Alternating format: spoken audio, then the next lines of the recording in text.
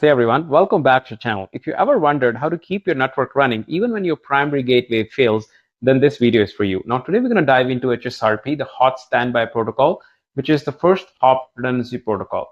And I'll also show you exactly how to configure it step by step using a real lab setup in Cisco CML and also in EVNG. Now before we dive into the setting up of HSRP and ensuring your network stays up and running, let's take a step back and cover some foundational concept. Now, first we'll break it down on what gateway really is and why is it essential for getting traffic out of your local network.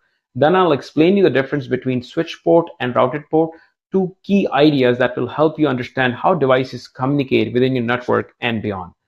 And if you stick around until the end, because I have a challenge that I'll want you to take for your networking skills to go to the next level. So let's get started here. Perfect. Before we dive into the lab and get our hands on with HSRP, I want to take a step back to cover two fundamental concepts here. Now, they will clear up why we even need protocols like first hop redundancy protocol at the first place. Because let's be honest, I mean, setting up a failover without understanding why, it's like putting a spare tire on a car that never moves. Today, I'm going to show you what problem does first hop redundancy protocol solves and why is it essential to make any network robust. First, the concept I want to talk about is the gateway and the default gateway. If you see on the left side here, there is a single door, which is the gateway that allow the traveler to exit to network, which is different. Now, very essentially, you need to understand that if you have this as a router, each arm or interface of a router is a separate network. If I'm coming from network A and if I want to go to network B, I need to pass to this door. On the other side of the door is network B. If you have another option, like router with say 4 arms, and you're coming from network A, now once you're in the router, you want to go into network C, network B, or network D, you would take one of these doors. But what happens if there was a network E and you had no label for that network? Then what do you do in that case is where default gateway comes to the rescue, which means is if you don't see it labeled, then just take that yellow door in this case, and you should be able to get to network E or whichever other network you're going to go. Now, this is usually going to be used for, let's say, somebody trying to go to the internet, because obviously you will not have all the routes in that router for the internet, but you'll have something like a default route which saying if there is anything else that's not mentioned in this routing table, go ahead and take that interface, and that's what default gateway you will set up on your end device. Now, this should not be something very new to you, because if you go on your computer network connections, there are usually 3 things you set up. One is going to be your IP address, and then you set up your subnet mask, which tells your computer which is the host, which is the network, and the third is your default gateway is what you set up. So what's a gateway? Gateway is essentially a router interface or a door that lets device leave their local network and enters another network if your device knows exactly which gateway leads to its destination. Now, important thing here to remember is your gateway must be part of the same network or subnet as your local devices. So if I am, let's say 192.168.1.10, and I am /24 in the subnet, my gateway also has to be part of that same network, which is 192.168.1 dot something, which something will be either from 1 to 254 and then /24. Now, generally speaking, when people set up their default gateways, they use the first or the last, depending on what style you like to. Nothing is wrong here, just for more logical sense. And as we spoke about the default gateway, that's your catch-all, your door, which is yellow, which is your catch-all, which means if you don't see a route, then you just send it out there, right? Wherever a device wants to reach a network, it does not explicitly know the route for it. It sends the traffic to the default gateway, which then routes it onwards. Just like regular gateway, your default gateway IP also needs to be in your same subnet as what I just explained here. What are the key takeaways here? Gateways connect to one known network to another. A default gateway handles unknown or non-specific route traffic to any. Most devices have at least one default gateway configured to know where to forward all the traffic.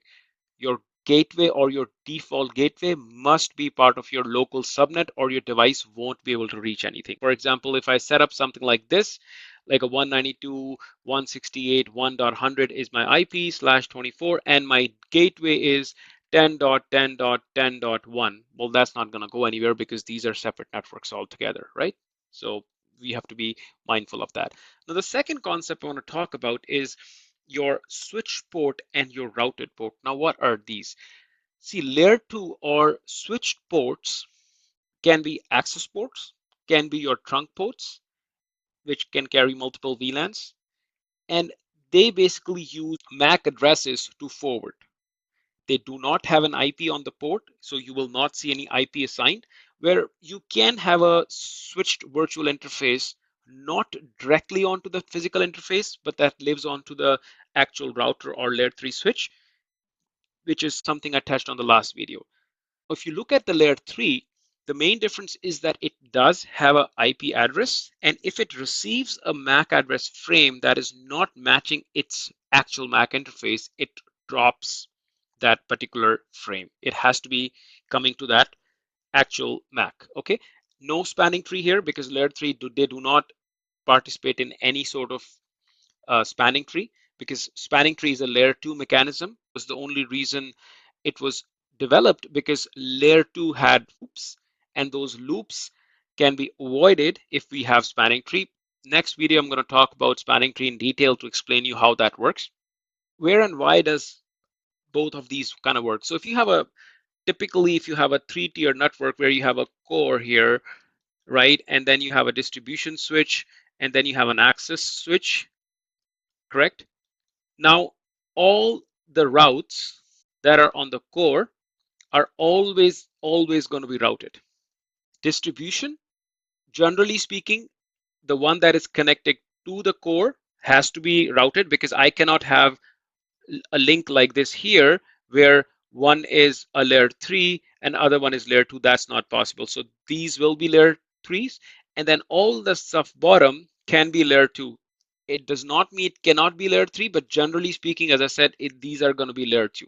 Main thing to remember here is all the core are routed links for faster conversions and better scalability. Usually you would use some sort of routing protocol there. Access and distribution switches often use switch connections for convenience. If you need same VLAN extended across multiple switches or multiple layers, that's why the reason of using layer 2 interfaces are, right? Now, another word of caution there is you want to keep your VLAN small. Generally, I would say under 100 devices to limit the broadcast, because it's going to be affect functionality of that network, where it's like all these interfaces are getting disturbed by the broadcast. And then we use spanning tree in cases if there is a loop. That's why, as I said, next video we're going to talk about, if you're using a network, you could have a loop technology, or you could have a topology which has no loops, which is loop free. In a loop topology, you generally use spanning tree to avoid these loops. And spanning tree comes with different flavors, which we'll touch on in the next video as well. Takeaways here are your layer 2 are great for local where you have VLANs. In our lab here, if I move on to our lab to kind of explain it, if you look at this red line that I purposely made, anything below that is your layer 2. Anything above that is your layer 3 interfaces. For example, in this case, the only interface on distribution switch that is above the line is this one here and this one here. So these are layer 3 interfaces, and that's the reason you'll see that they have an IP address assigned to them. This is acting as your internet, we can say, as a core at this point, which obviously has only 2 interfaces, and it is also layer 3 interfaces. I have a loopback interface, which is a logical interface, something that we covered in the last video.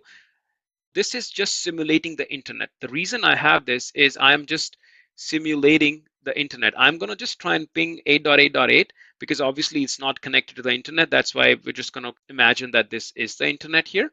As I mentioned, in this lab, everything below the dotted line or the red line, that's your local neighborhood, which frames are all switched based on MAC address. So anything between here, all these are your interfaces with no IP. There's just layer 2. Now, if you're noticing that there are some IP addresses here, The reason I have these IP addresses is because these are SVIs. These IP addresses are been assigned to a VLAN 10 in this case and a VLAN 10 in this case. So they are not assigned to any specific interface. Okay. Router interface E01 are your router interface. So generally you would go to that particular interface, issue a command called no switch port, which means now you're not a switch port anymore. You will be a routed port, and then once you'll be able to assign an IP address to it. All right. So where does this first hop redundancy protocol comes in? Now it comes with the different flavors, right? It does comes with HSRP, and it also comes with VRRP. I'm going to be using HSRP, which is a Cisco protocol. If this is a user that is connected to an access switch, which is a layer 2 switch, his IP address is 192.168.10.101. If I want to go out, and if I had built two of these switches, number one and number two, and what happens is I am making these two switches is because I want to make some sort of redundancy. And let's say if this was the interface that I'm leaving, which is 192.168.10.1. Let's say if that was my gateway was 192.168.10.1, which is perfectly fine. It is in the same subnet, so I can definitely use it. Now the problem that happens is if this particular switch fails, and the reason I have a second switch is so I can go out from this, but now because my gateway is this, I'm going to try and go out from here, but that door that I was trying to get out, that door has been shut at this point. It's a shut door. I can't leave from there. So that's where the first hop redundancy protocol comes to rescue, where you have these two devices that have a common door. Okay, think of that as a common door. So now if this switch fails, that's no problem. The way you need to imagine this is you have these two devices and there is a door behind that. And there is a path to that door and you're getting out. Now, let's say if you are a person here who wants to get out, if this switch fails, that's no problem. You can go out from the door still. So door is kind of behind these two switches or between these two switches. That means both the switches are able to give you access to that door that you're trying to get out. HSRP creates a virtual IP in this case, which is the 192.168.10.254, that allows all the VLAN 10 devices to use that as a gateway to get out to any other network that I want to.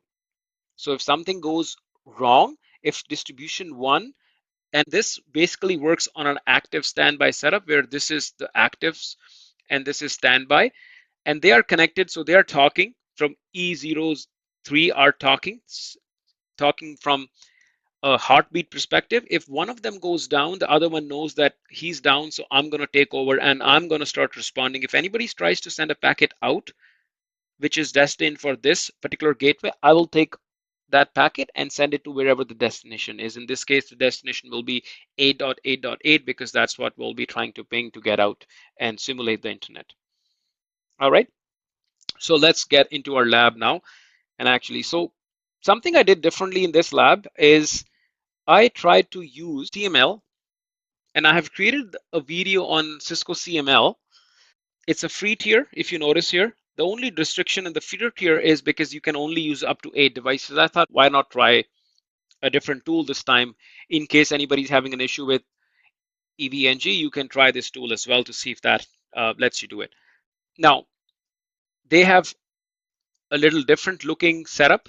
So I can right click here and I can console in.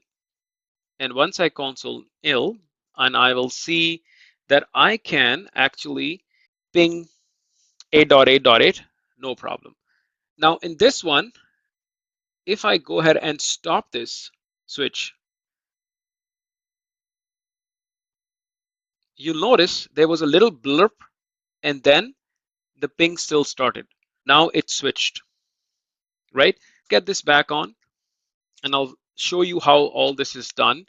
For example, this is my switch that I want to console in and show you that if this is going to be, we haven't, as I said, we haven't touched on the spanning tree yet, but we'll talk about that in the next video. But I'll quickly show you how this works, and I'll also walk you through all the configs that I have here, and I'll, as always, give you the configs. Distribution switch 1, distribution switch 2. So a couple of commands that I have in here handy are which is the spanning tree route, which means you have two switches. Which path should I prioritize? If I'm going out to this, I can take this path or I can take this path. But I am setting priority of this switch to be higher. So this makes this bridge as a route. And when I go to distribution switch here, if I issue the same command, it's not the route anymore. Now, if you want to use another command, you can use a pipe command, they called it, which means you can use show spanning tree VLAN 10 and then a pipe command with include this bridge. You will not get anything back, which means this in the config, it's not showing that I am the bridge. But in this case, it's saying I am the route, which means this is the path it's taking. But as we tried before, and we'll do it one more time, just notice that the ping has a little blurb, which it stops a bit, but then it continues, right? So it's kind of stopped because this was the path I was originally taking. It can't take that anymore, but it said, no problem, I have another path, so I'll go this way, right? Now, if I go back to my distribution switch, which was showing that I'm not the bridge anymore, it was not giving me any results. So if I do the same command here, now it says, now I am the bridge, okay? So this is the advantage of having a first hop redundancy protocol. So two things I'm working on here. I'm making two switches, so I have a backup. Again, spanning tree is helping me to make sure that I have one of the links blocked, otherwise I will end up creating a loop. So that's making sure that that doesn't happen. And the first hop redundancy protocol, which is HSRP in this case, is making sure that my default gateway has redundancy and always stays up, right? Now let's look at the configs and see what I have done here. So very straightforward. I have a config for my device, which is, this is what you issue. You do sudo if config ethernet 0. Why ethernet 0? Because that is what you're connected on, right? Let's just bring this down a little bit so you see ethernet 0 is what the end user is connected on, right? And this is the IP address I'm giving it to you, and this is your subnet mask. And then obviously I want to add a default gateway. Now default gateway is the virtual IP. I'm not pointing it to either of these two switches, 10.1 or 10.2. Instead, I am pointing it to the virtual IP of HSRP that handles both of these. All right, let's look at the other configs here. What do I have on the router? Pretty straightforward. Router, what I'm doing is I am saying a loopback, which is just an IP address living on that router. Really, you're not hitting the internet when I'm pinging it. I'm just saying that, okay, you can hit that. And no shutdown to make sure it always stays up. And then it has two interfaces. One is connected to the distribution switch 1, which is 10.10.10.1. Other one is connected to distribution switch 2, which is 10.10.20.1/24. And then I have some static routes where I'm saying IP route, if you want to get to this network, you can go either here or you can go to here, which means is if you want to go to this network 192.168.10/024 network, from a router perspective, you can either take this path here by going to 10.10.10.2 or 10.10.20.2. So you have two paths to get to that. If this one or this one. So that's the static route I have on that. Okay. Now, what about the distribution switches? Let's look at that now. On the distribution switches, I'm saying, okay, that's your host name. I'm just configuring a VLAN. We'll just name it data, right? Name data. And I'm enabling spanning tree protocol. As I said, we haven't touched on spanning tree now, but maybe next video I'll make sure that I explain a little bit more on this. For now, just keep it simple. Spanning tree. So I'm just saying that I'm enabling this spanning tree that, okay, spanning tree, this is on. And to set distribution 1 as a priority, the lower the priority, that means I'm going to be the root bridge. Okay, so you will take me. If you don't understand root bridge or spanning tree right now, just imagine that, okay, if you have this setup here, If you have this setup here, just imagine you had two paths, path 1, path 2. You're just saying prefer this path first, and if it's not available, then you can prefer that path, right? So that's all really what we talk about in here. Okay, so let's go from here again. And then you have interface HSRP, which is an SVI. It does not, this IP address is not being assigned to any interface. It's been assigned to an interface VLAN 10, which is again an SVI. Okay, you say no shut. Now again, I set up a gateway for redundancy, standby 10, and then I'm giving it an IP there, which is this IP right here. I'm setting up a priority a little higher. I'm making sure that you are priority 1110, and then you have another command that you show which says preempt, which really means is once this is active and this is standby, if this one goes down, yes, you will become active. But then once it comes back, then you give that main responsibility back to that switch, and then again it will become. So if I go back in my lab and if I decide to turn that thing on, and you'll notice that this will not become, and if I go to bridge now, once it's back here, and if I issue the same command back, this will not be the bridge again, because now he knows that the other switch is back. So again, it takes that responsibility of being that root bridge or the main path again. Okay, and then you have the uplink to the router, which is interface E00, and I'm issuing the command no switch port. If you do not issue that, it will not let you add an IP address to it. I'm saying no switch port means you're not a switch port anymore. You are a routed port now, which we spoke about what the differences between them. And then you assign the 10.10.10.2/24, and which should match the other side. This link, obviously, because it's a link, but it's a layer 3 link. The only thing you have to remember is they both have to be in the same network. You cannot have them in the separate networks. Okay. So be careful there. So 10.10.10.1 is here, 10.10.10.2 is here. They both are /24, which means part of the same network. All right, awesome. So then you have a trunk to the access switch, which is E01. I'm saying you're a trunk encapsulation. And so this is the encapsulation we're going to use, .1Q, and then switch port trunk. Make sure you're up, so no shutdown. And then you have another trunk going to distribution. I could have gone ahead and just not use trunk ports because I'm technically really only using one VLAN, but I purposely did that because if you had more VLANs here, and then this configuration will still work and you will not have to do anything here. Except if you have to allow the VLANs, then you have to make sure that you allow all the VLANs that are on here. And then you have a default route towards the router. This is when I ping the 8.8.8. This is what helps it. So when it receives that, it says, okay, this person is trying to go to 8.8.8. I have no idea where that is, right? I have no idea where that is, because if I do a show IP route, which we can try on the switch one here, show IP route,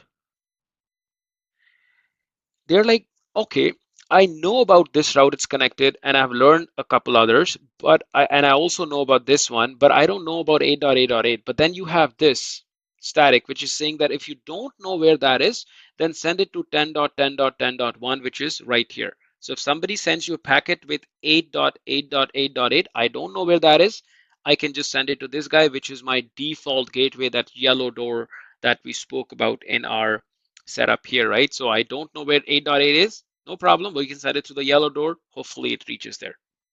Okay. So that's the idea. Awesome. Let's get back to our, so that's distribution 1. Distribution 2 is pretty much similar.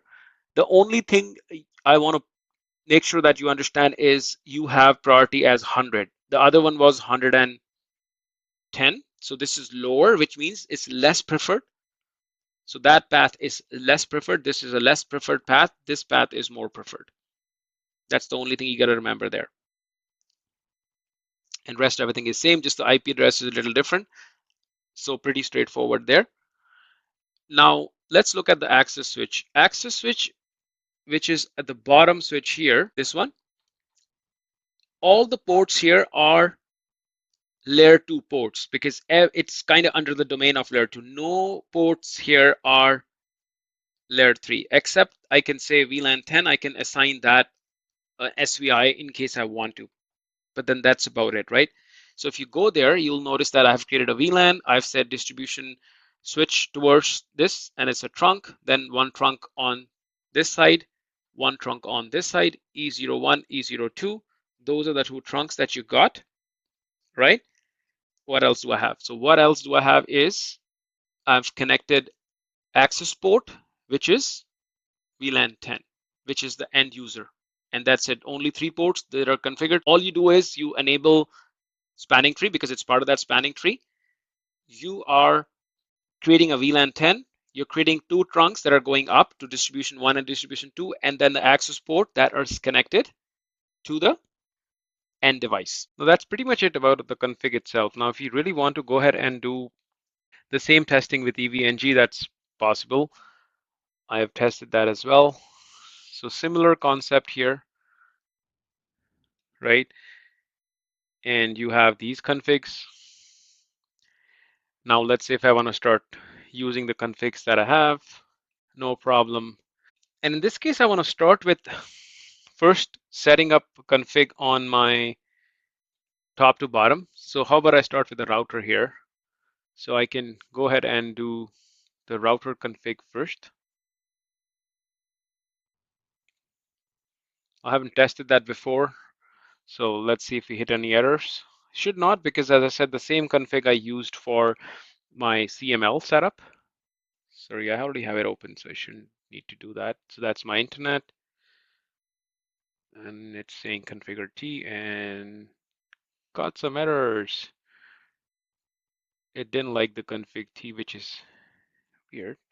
Okay, so let's put that on. Oh, I know why. It didn't have the enable command. So let's try it once more. I can do enable, paste, and it takes it, no problem. Perfect. Now let's go to distribution switch 2. Go ahead and do the same thing, distribution. And I don't need the enable, it's already enabled. Copy. Done. Switch 2. And as always, I'll make sure that I give you the configs into the description. Go to switch 2.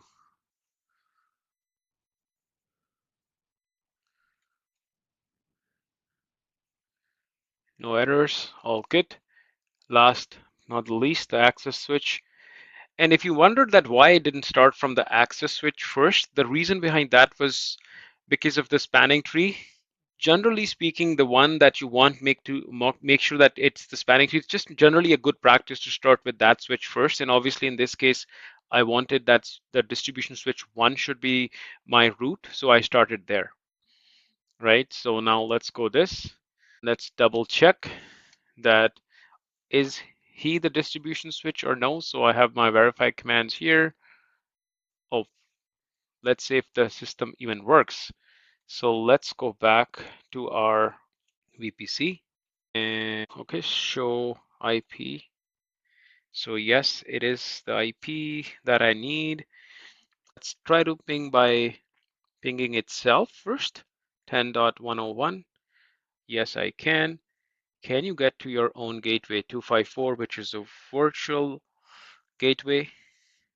10.254. Yes, I can. Right? So that's good news. Now let's go ahead and ping the actual loopback on the router, which we created. Ping space 8.8.8.8. And yes, I can. Perfect, right? So, and now let's go to distribution switch here. And I can say show spanning tree for VLAN 10, just to make sure that guy is the root. And yes, it is the root. Its priority is higher. This case, it just shows you that you can use any configuration. Now, I know some of you are having tough time using EVNG or even CML in this case. You can use Packet Tracer if you like. So I have Packet Tracer here too, exactly same config you can build. You can have In this case, you can have the network devices where you can pick up switches. So you'll pick up a switch here, which is the access switch, and then you can pick up some of the distribution switches. And since it's a layer 3 switch, you can use that as a router as well, right? And then obviously you want to create a PC, so it's the same config. And then you can use almost the same config. The only thing will change is when you start connecting these devices, the interface obviously changes, that the connections that you're having from here to here, that will change. So that's the only thing that you'll have to worry about, right? That I'm making sure that I'm using the right configs in this case. Now, last but not the least, I wanted to talk about one more thing here. So let's clear this. And there is a certain difference between the two protocols, which is kind of listed here. This is a Cisco standard. This is an IEEE, which is, it could be any other switch. It will still take it. What kind of packet encapsulation it uses, what priority ranges it uses. So just some subtle differences so that you know. Generally, people like to use VRRP because it's not Cisco, it's any device. So how about we do this?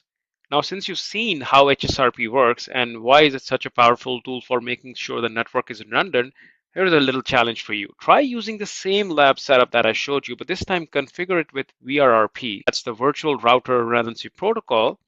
Now, VRRP works similarly to HSRP, but it's just an open standard, meaning it supports by a wide range of network devices, not just Cisco, so Juniper, Arubas. The commands are slightly different, but the core concept remains the same. Now, you already know why and what. In this case, just how is something that you want you to figure out. So by setting up VRRP, you'll deepen your understanding of first hop redundancy protocol and will gain little more flexibility to work with different environments. So that's a challenge for you. Use the same lab, use VRRP. Let me know how it goes. And there you have it, the HSRP configured and running smoothly. Now, you learned how to keep your network resilient and avoid those frustrating gateway failures. Now, here's your next challenge. Try setting up the same lab using VRRP instead of HSRP. It's an open standard, and it's a great way to expand your understanding of first hop redundancy protocols across different vendor environments. If this video was helpful to you, don't forget to like, subscribe. Got any questions? Drop them in the comments, and I always love to hear from you. Until next time, keep learning, keep practicing, and I'll catch you in the next lab. Bye for now.